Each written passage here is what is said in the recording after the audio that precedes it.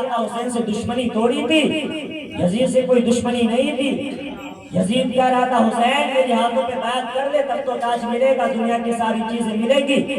مولا حسین نے فرمایا مجھے یزید سے کوئی دشمنی نہیں ہے، تو کہا پھر ہاتھوں پہ بیعت کیوں نہیں کرتے ہو؟ مولا حسین نے کہا کہ میں تو کسی کے ہاتھ بھی بیعت کر سکتا ہوں، یزید سے کوئی دشمنی نہیں ہے، لیکن میں یزید کے ہاتھ پہ بیعت اس لیے نہیں کرتا ہوں کہ یزید کے دربار میں، اس کے محل میں، اس کی حکومت میں، اس کے تخت و تاج کے اندر گناہ ہو رہا ہے لیکن گناہ کا احساس نہیں ہے۔ نبی کا نواسا جان دے سکتا ہے لیکن گناہ کو برداشت نہیں کر سکتا۔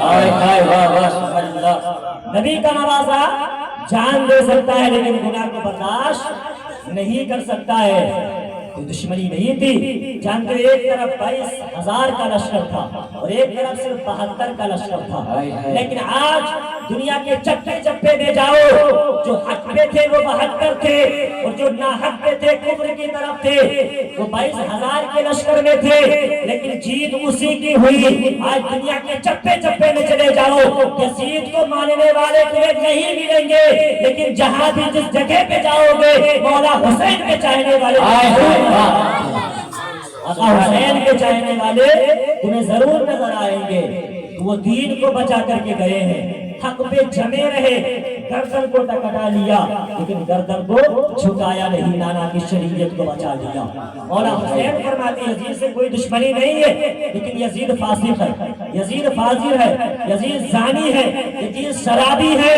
اور مولا حسین نے میدان کربلا میں یہ ہمیں درس دے دیا، لوگوں یزید فاسق تھا، فاجر تھا، زانی تھا، ساری عیبیں اس کے اندر موجود تھی، اس لیے میں نے یزید کے ہاتھ میں ہاتھ نہیں دیا۔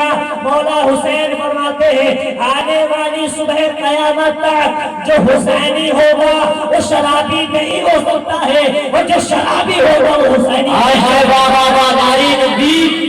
نعرے رسالت، علماء اہل سنت، علماء اہل سنت، جشن عید میلاد النبی، جشن عید میلاد النبی، نعرے تکبیر، نعرے رسالت، ماشاءاللہ، واہ واہ۔ درس دیا لوگوں کو دیکھ لو، یزید ہے یہ ناحق پہ ہے، یزید ظلم کر رہا ہے، نانا کی شریعت کو بائیکاٹ کر رہا ہے، مٹانا چاہتا ہے۔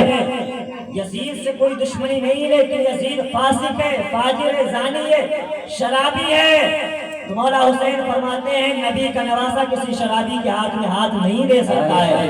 زمانے کو بتایا کہ جو حسینی ہوگا وہ کبھی شرابی نہیں ہوگا۔